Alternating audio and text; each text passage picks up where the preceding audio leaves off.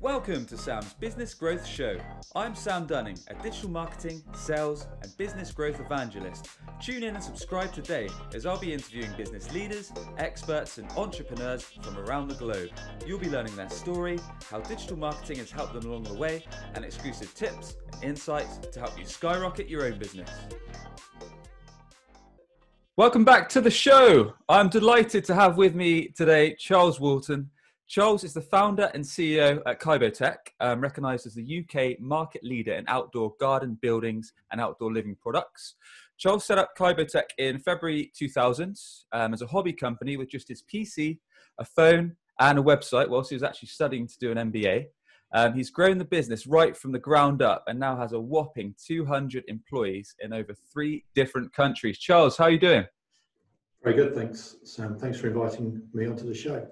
Excellent. Thanks very much for joining us today, Charles. There's loads myself and the audience would love to cover, including your juicy business growth tips, your recommended digital marketing strategies, how you've grown your business. But if we can start from the top, as it were, if we can learn a bit more about yourself, Charles, kind of where you grew up, what you did since leaving school. If you could tell us more, please.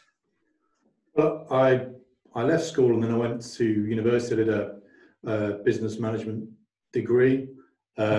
Spent 3 years at university in London, and I kind of got the London thing out of my system, whereas a lot of people who I went to school with went to university in other parts of the country and then they worked in London, but I got the London thing out of my system early.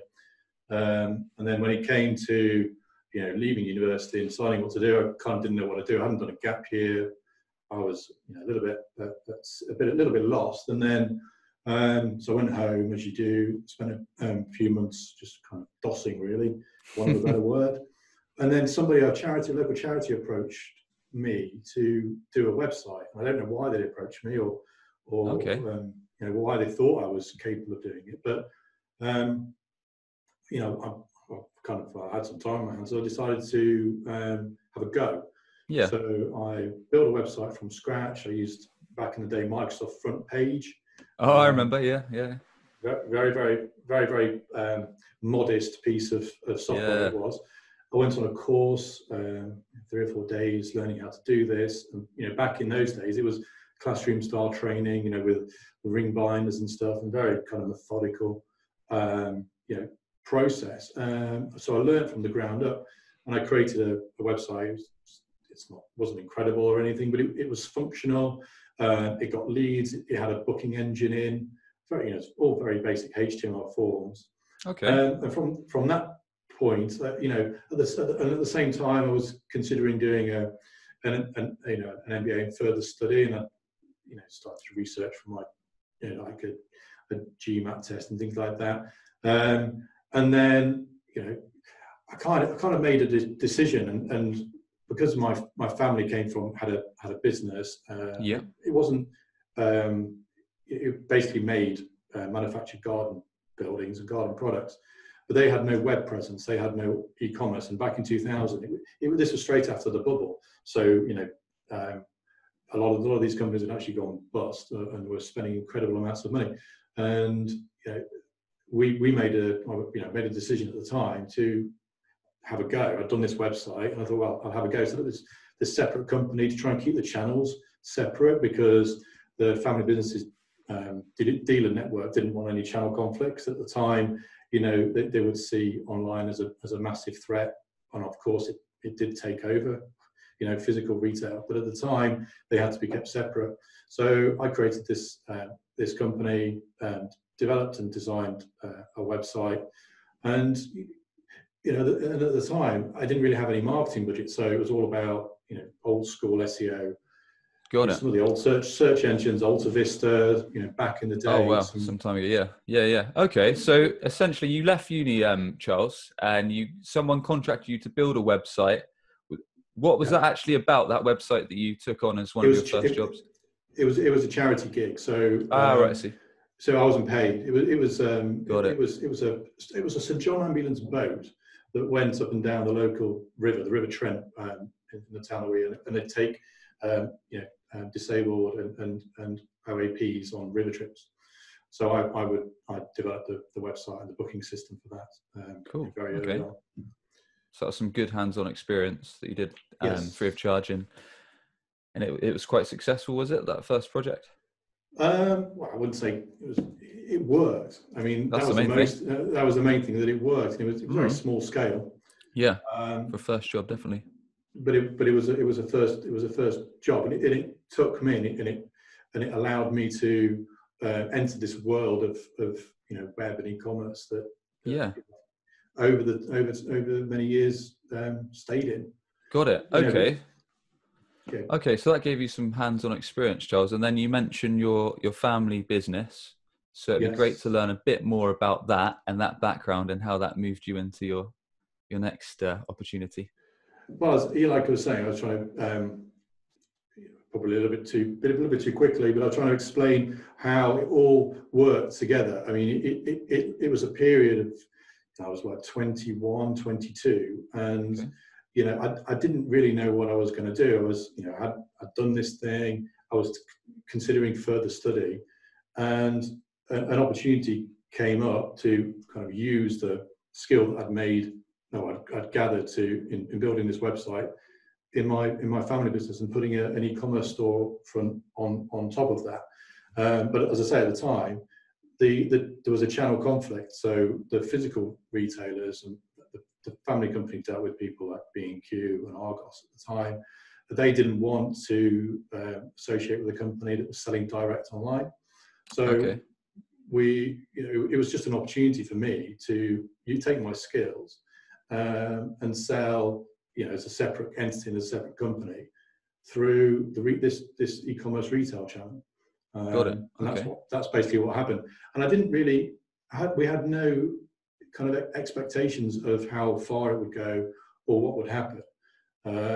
And it took off a lot quicker than anyone expected, because people were, back in those days, they were saying to me that people wouldn't buy a product like this online. They wouldn't buy products that retail for £1,000, £2,000 online. That all they do is purchase small, cheap things, low price things. So we came along and we proved them wrong. Wow. Okay. So you're one of the first companies, is that right, Charles, to start selling these higher value outdoor garden kind of buildings and outdoor living products? Yes. Yeah. We were. Yeah. Okay. And We what were. kind of Yeah, what kind of price point were we talking about, Charles? Because you said it was quite a difference to what was going on already. Yeah, I mean, that's one of the other things that we saw very early on, compared to the standard product sold in the market through, Yeah. B&Q.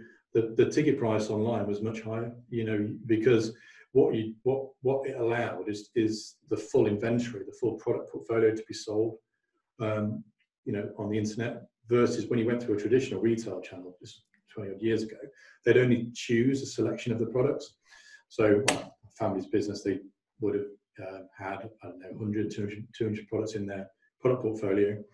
But certain retailers would choose a certain selection, another set of retailers would choose another selection. And what this allowed is, the entire product portfolio to be sold, which then elevated all of the price points.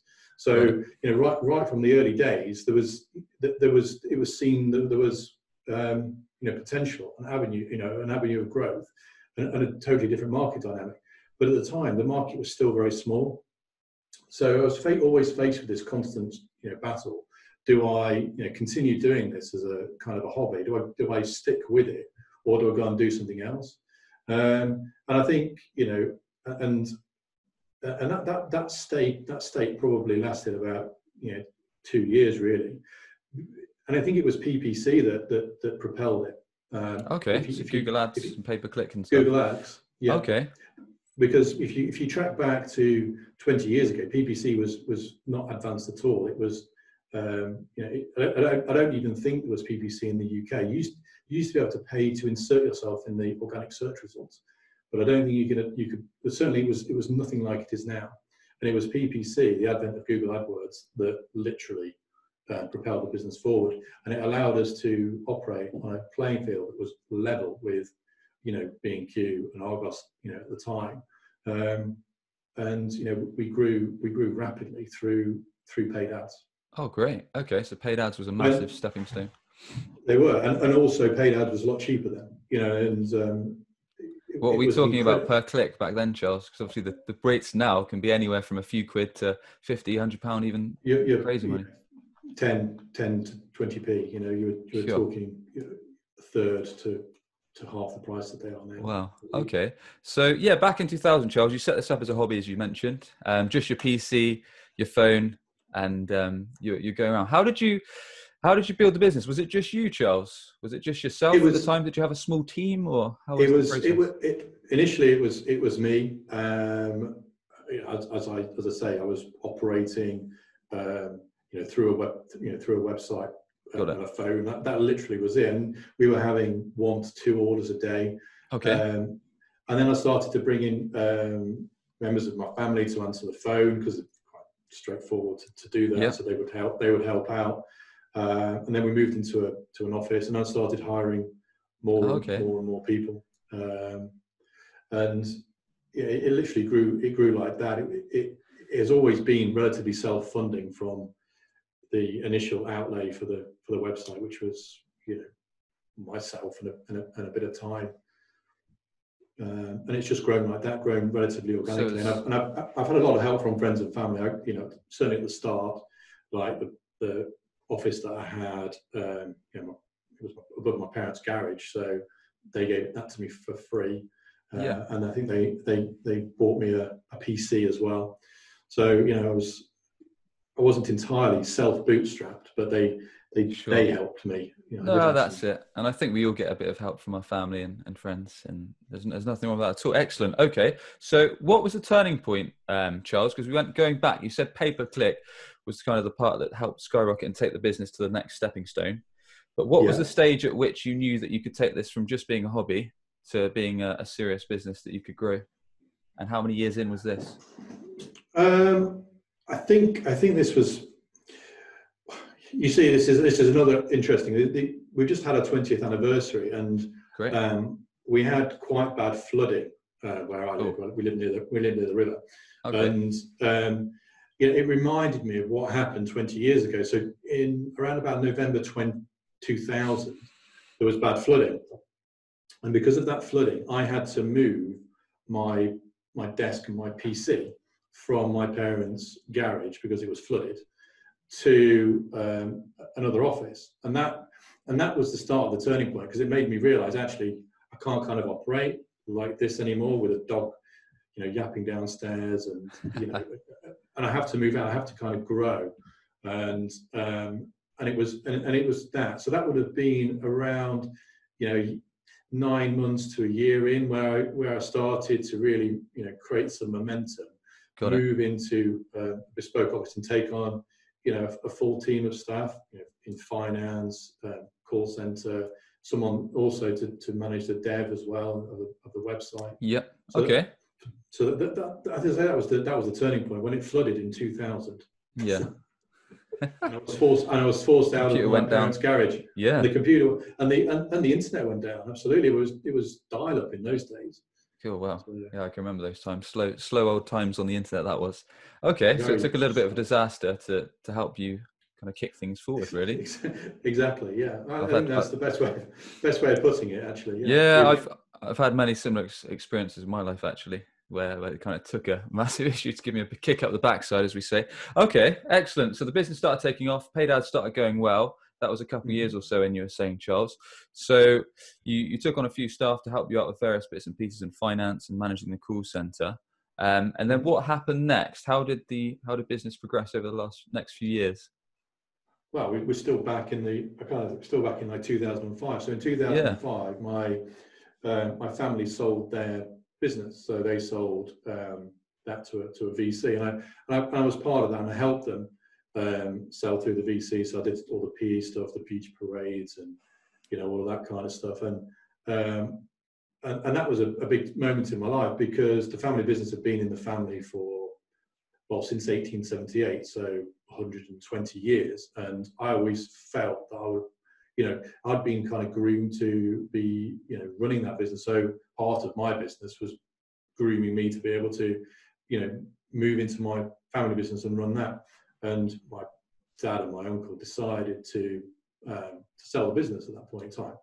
Now, what that left me with was a problem, because the VC didn't want to buy my part of the business. They didn't really understand e-commerce, because they felt they were buying a manufacturing business.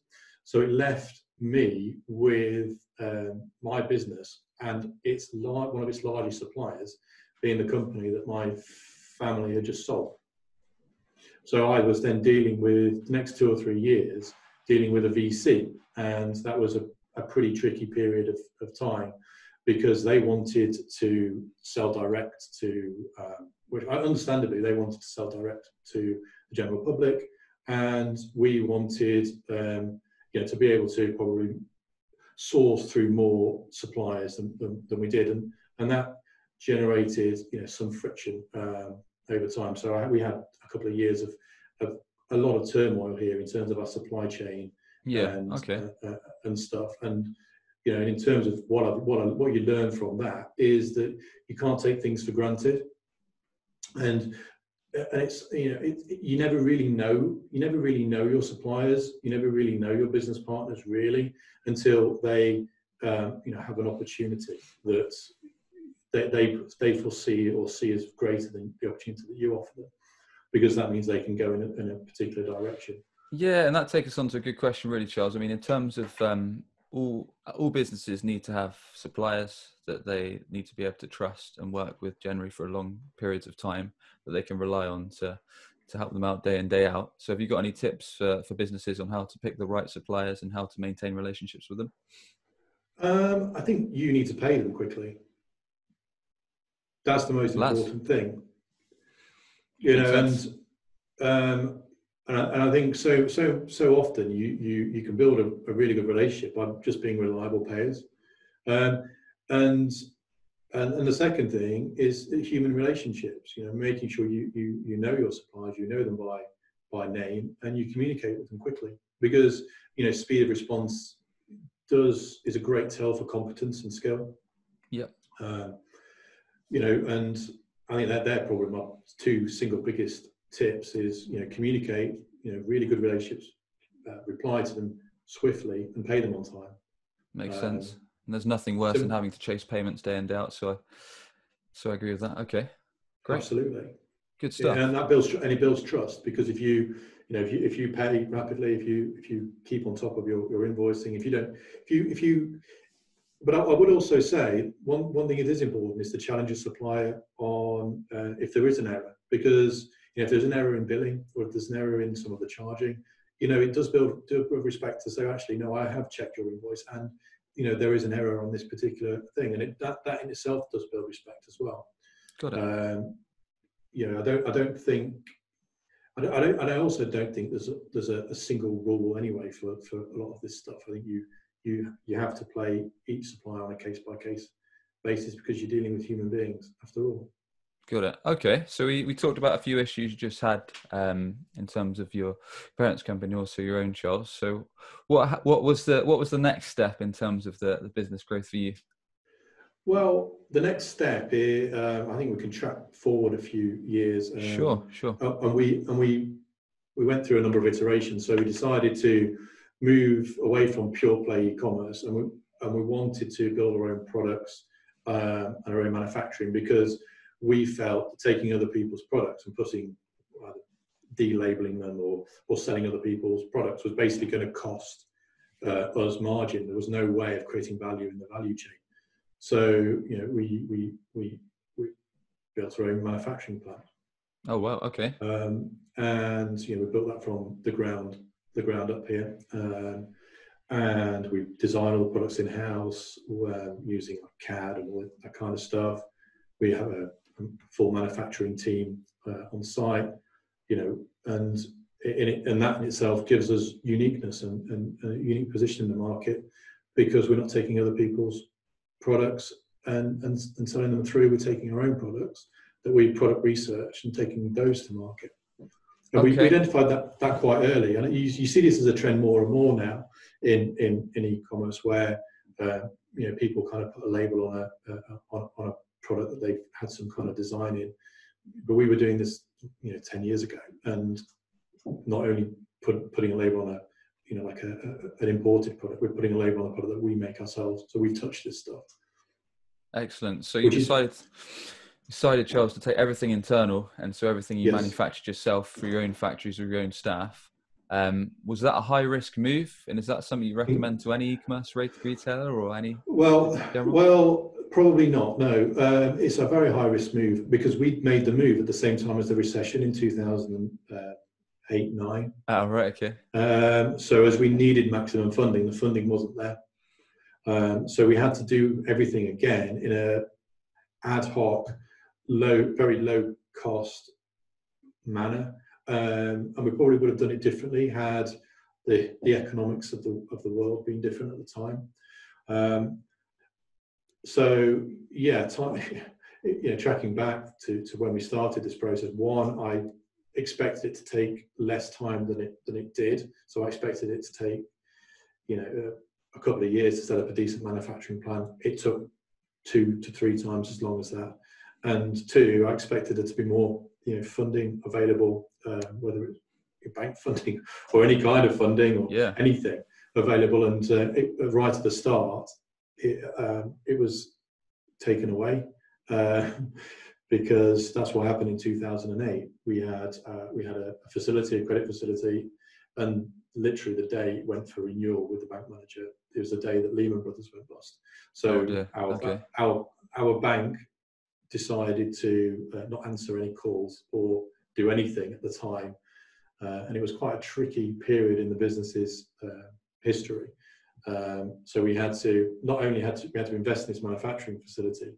We also had to totally reshape and reform the business at the same time to ensure that it survived this financial crash. And if you track back 10 to 12 years ago to the recession, it was an incredible time. It was an unprecedented time where you had there was no grasp of what was going to happen.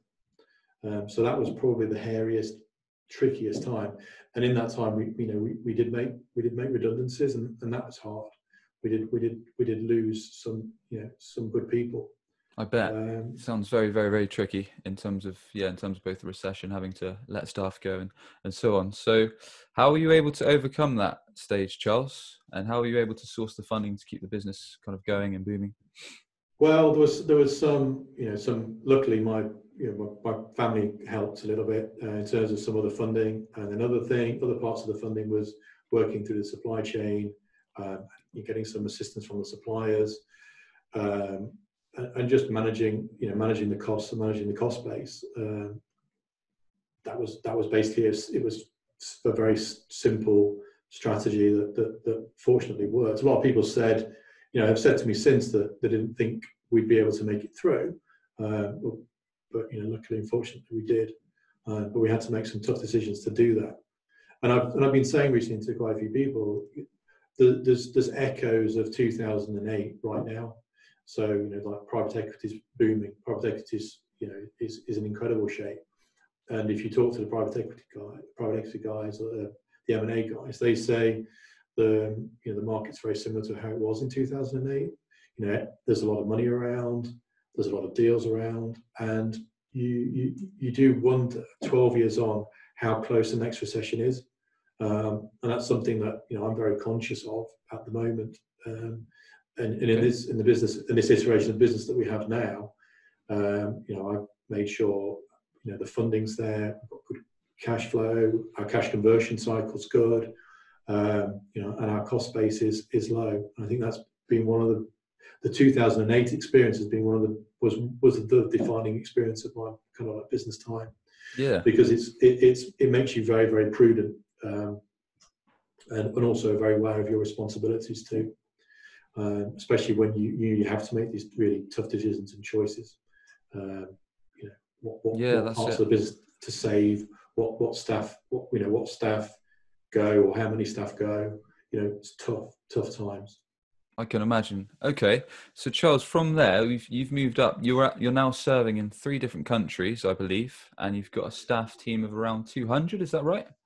That's right. Well, our demand is in the UK, so let's make that clear. And we decided around about 2014, 14, 15, that our facilities would grow, and our facilities weren't good enough.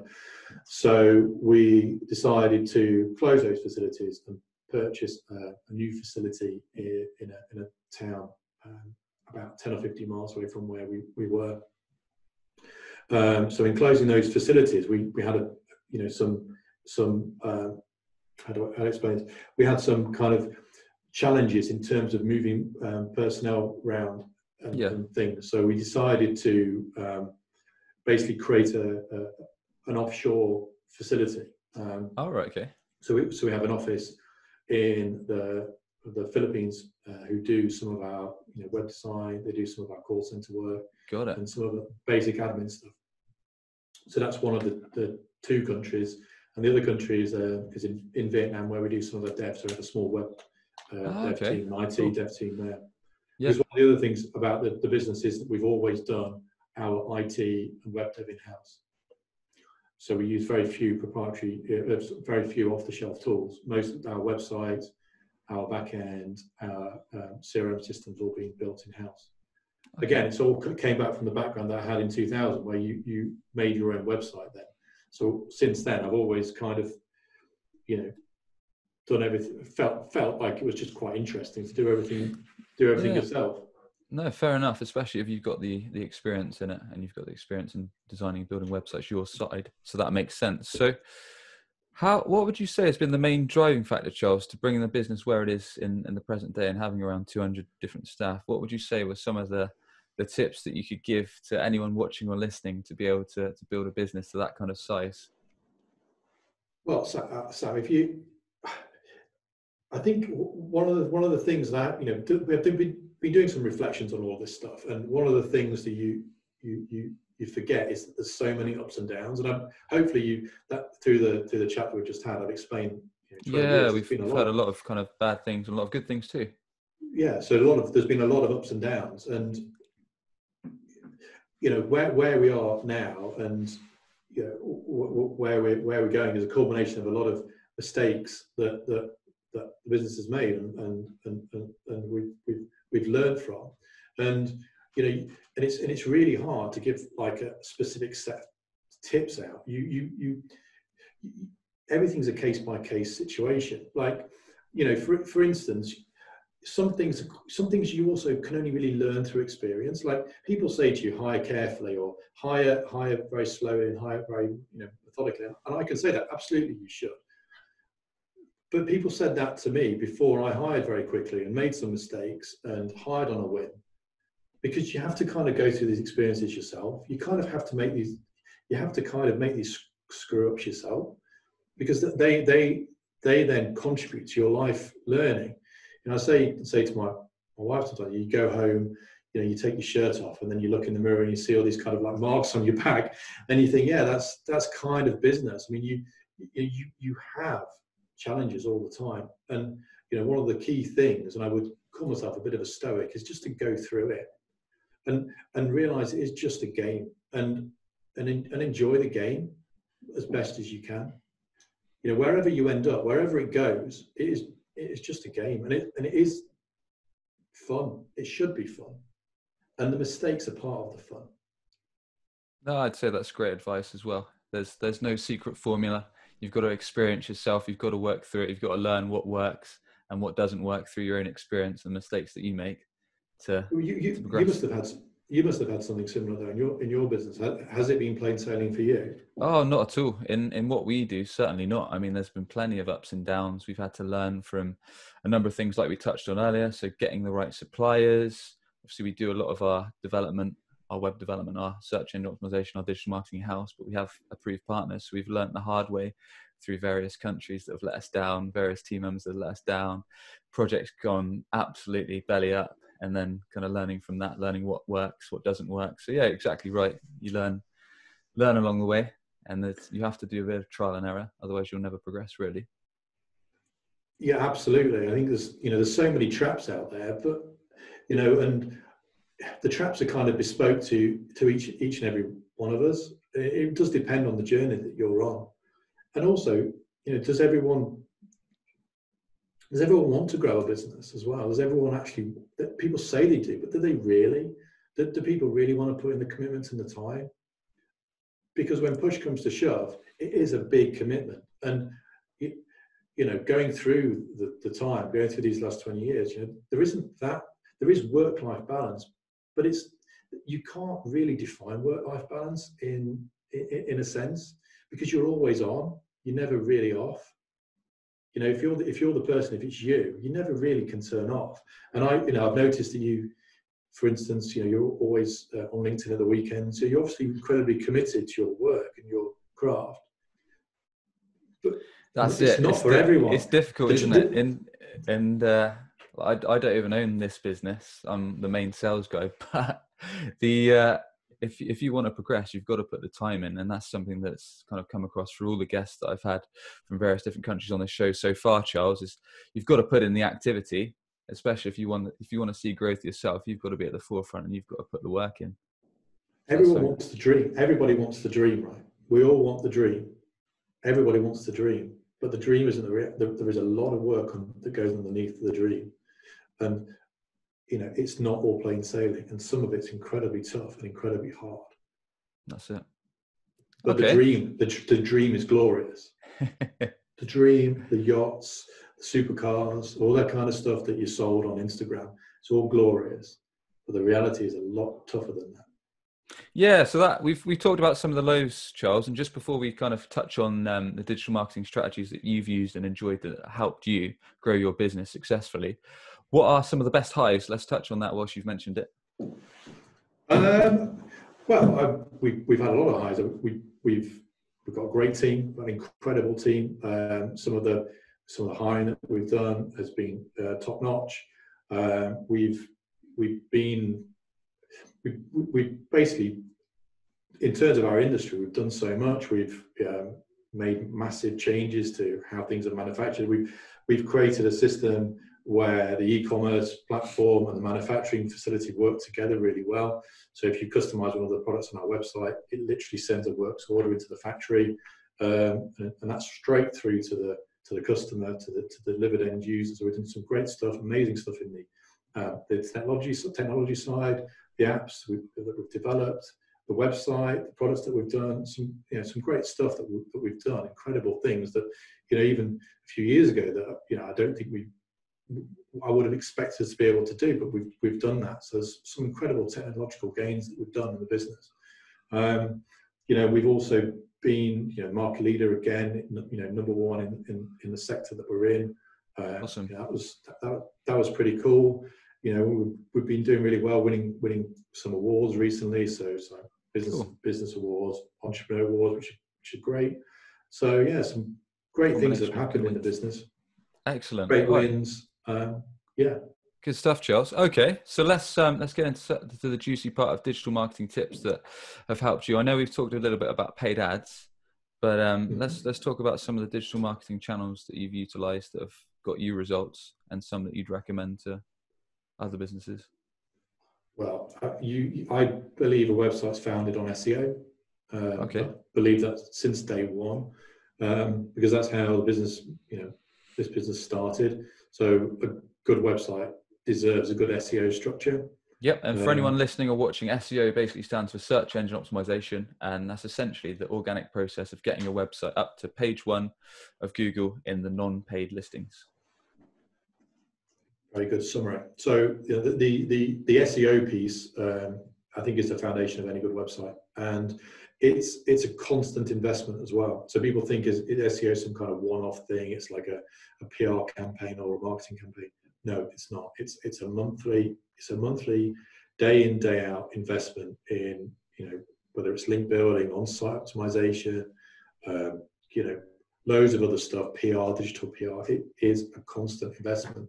So to have a good retained agency there working with you that know you, we fortunately worked with somebody for must be 10 years now doing the SEO with us, had a long-standing relationship, and it's quite a symbiotic relationship as well. They they know exactly what keywords we want to optimize for, and then they slowly and methodically work away at optimizing that. And because of the relationship we have, we do a peer top number one for most of the keywords that we want to. Excellent. And why is SEO so good for you, Charles? Is it getting you good brand awareness? Is it getting you more traffic to your website? Is it getting you more sales? Is it a mix? Well, because we're B2C, we can measure the the conversion rate. Although the conversion rate of SEO is probably a little bit less than paid, it still generates an incredible amount of revenue. That's the reason why you invest in SEO, because it generates revenue, and in a B2B environment, it will generate leads. There's no doubt. Excellent. whatsoever. Bottom line.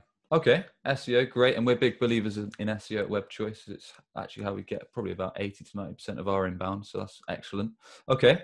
Anything else on top of SEO, Charles? Well, we flirt with, we've touched on PPC, Sure. AdWords, and Bing. Bing's often overlooked, and Bing can deliver some good results, because Bing powers other things like Yahoo and DuckDuckGo and stuff like that. So Bing's quite a good platform. And we flirted with Facebook and paid social. Okay. Facebook's a bit of a tricky one in terms of where you are on the funnel, because you're advertising to a different part of the funnel to Google. So the Google intent for a paid search, the eCommerce, the consumer intent for a paid search user is much higher than it is for, well, we found anyway, than a Facebook. Sure. That makes sense. Possibly remarketing slightly different, but we would say our focus remains on paid search rather than paid Facebook ads.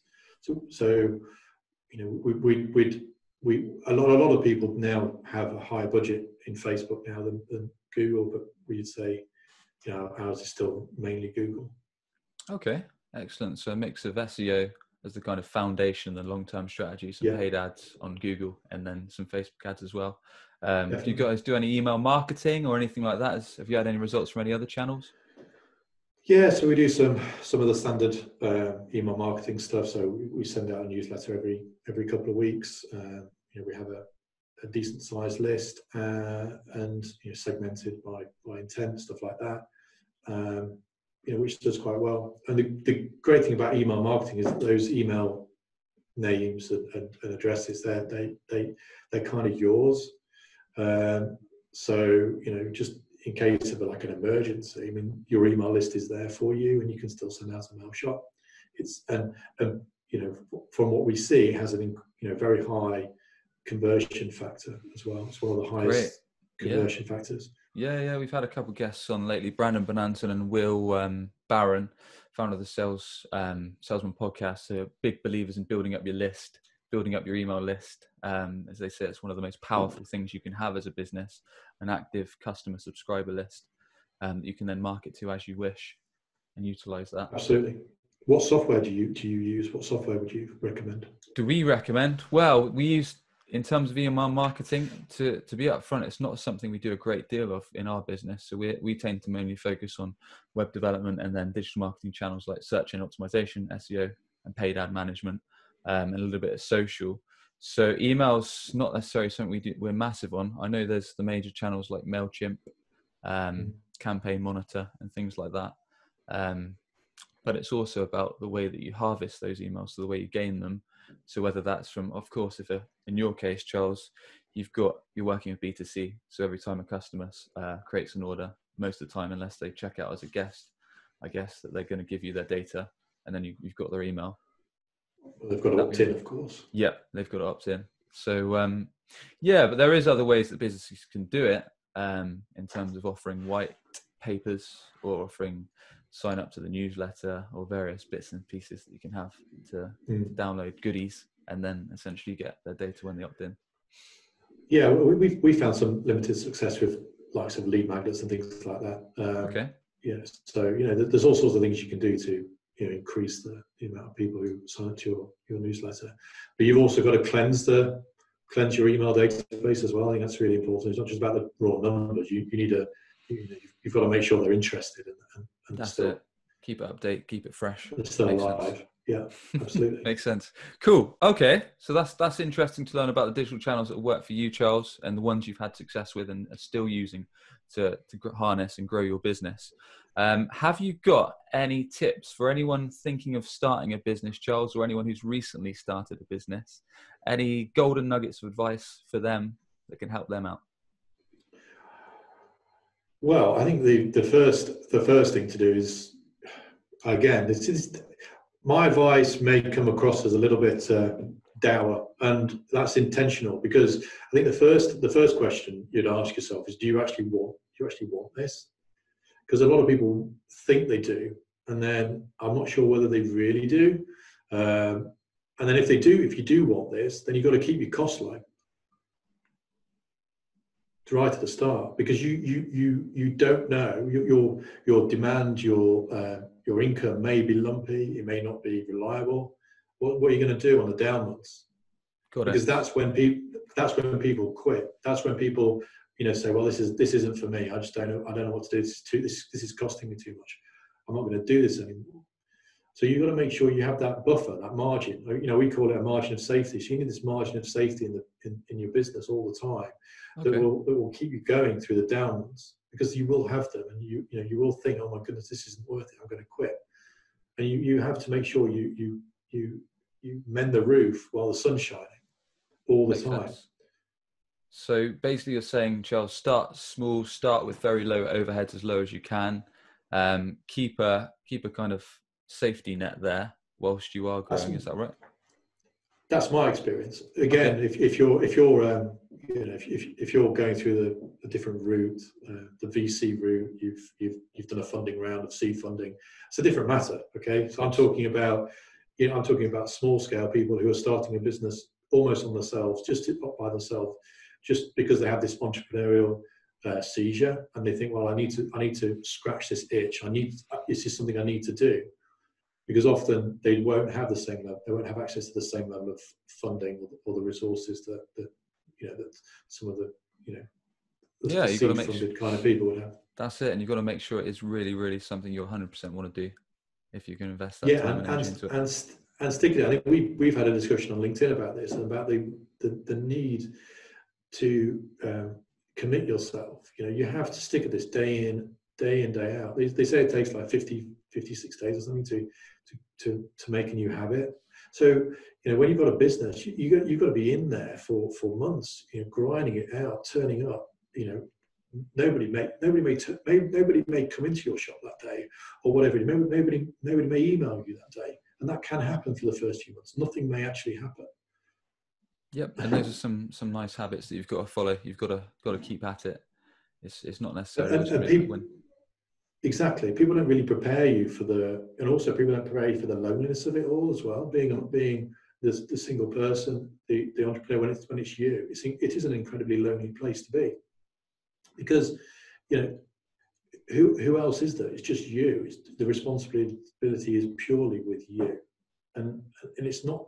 It's a strange place, and I don't know if it is. I don't know how many people it's for, but it's certainly not for everybody. I'm not sure if everybody wants it either. And that's something we've heard from a lot of entrepreneurs as well, Charles. A lot of people have said, are you really cut out for this? Have a good hard think before, and make sure it is the right route for you, because it's not going to be for everyone, is it? No. Would you say your personality is different to some of your friends and the people you know? Have you got a different drive? So how would you say you're different then? What would your character... From my angle, Charles, this is one of the reasons I've actually started this podcast, really, to have my own thing, to slowly build it up, get guests just like yourself on from all around the globe that have been in the forefront of working their own business from scratch up into a successful company, learn, both myself and the audience listening and watching can learn, and then try and build upon something from that whilst I'm building up the digital marketing company that I work for as well. So it's getting hands-on experience in the field, really. So that's the plan. So, all right, Charles. No, so we've learned a lot so far. We've learned your story. We've learned your digital marketing advice. We've learned some various tips and tricks that you recommend to startups as well as smaller businesses. Is there one thing, Charles, that businesses should be doing with digital marketing that's going to help them? It's a tricky one. One thing, as in.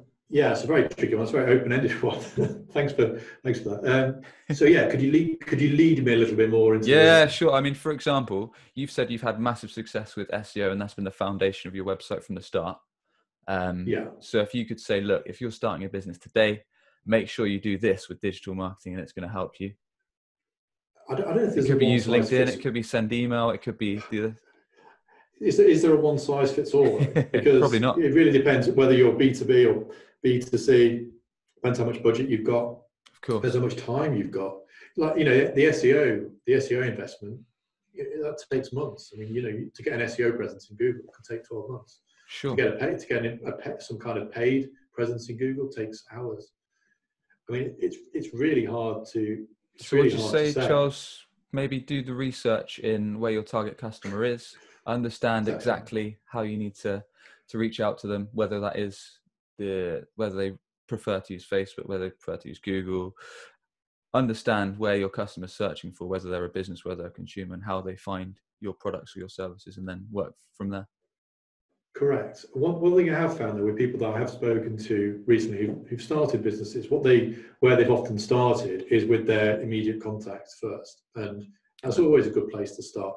So you start with the people that you know, and you know you build something from there. And social is a great place for that, especially LinkedIn. LinkedIn is a source of really decent engagement and some decent leads as well. Amazing. Leads one of the few places left that has organic reach as well, because Facebook and Instagram organic reach is in the floor now. Yeah, I mean, my listeners are going to get absolutely fed up of me banging on about LinkedIn every single episode, but the organic reach is there for the taking. Literally, you can go from nowhere to having a massive presence. You can get thousands and thousands of views for spending zero money, and you can literally create an account a day, put out content, and start getting leads, start getting serious brand awareness, brand positioning, building your personal brand, and just get on LinkedIn. If you're a business, get on it now. I spent some time coaching somebody I know in LinkedIn. They've got a decent presence on Instagram and Facebook in their business, and I was coaching him through how LinkedIn works. And I mean, the difference is that with LinkedIn, every single user there, for the most part, has a credential. You can check them out. They are, every like is an actual somebody, but on Facebook and Instagram, you don't know whether that like is real or not. That's a good point. Yeah, there's a lot of fake stuff that goes on Facebook and Insta, especially with kind of paid. You pay people to give you likes and subscriptions and so on. So that's a good. And that works both ways. So that also means anyone who posts is also, is also relatively authentic. The most authentic on any social channel, I'd say. So anyone who posts is authentic. Anyone who likes is authentic. And one of the hacks that I did with this particular person was showed him, right, what you can do is go onto one of your competitor posts, check out who like their posts, and straight away you've got a load of leads. And you can, the beauty of LinkedIn is you can outreach straight away to those people and those companies. That's it. And off you go. Yep, you can literally connect and send a message to pretty much anyone.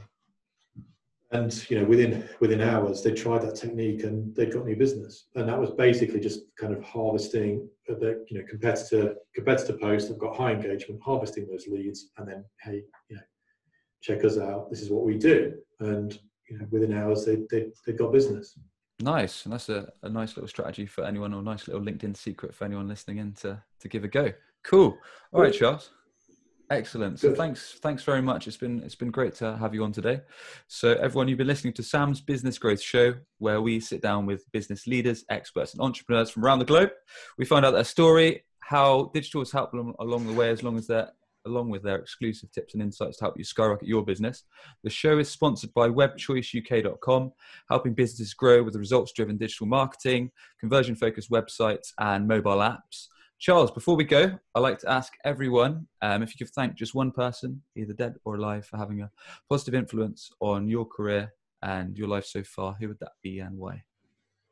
It would be my father, because he's taught me a lot about business, taught me a lot about the product that we do. He's coached and helped me along the way. For every single event, negative and positive event I've had, he's been there to help me and follow me along on the journey. Fantastic. Excellent stuff. And Charles, how can people connect with you? Tell us a quick snapshot of your business and the best way to get in touch with yourself. Well, for me, you connect with me on LinkedIn. We've got a presence on LinkedIn. Kybotech's got a presence on LinkedIn, but also all the other social channels, Instagram, Facebook. we've got presence on all of them. So you send me a direct message. I'm very happy to have a chat with anybody. Excellent. Charles, thank you very much. Subscribe today for more digital marketing, sales, and business growth tips from the experts.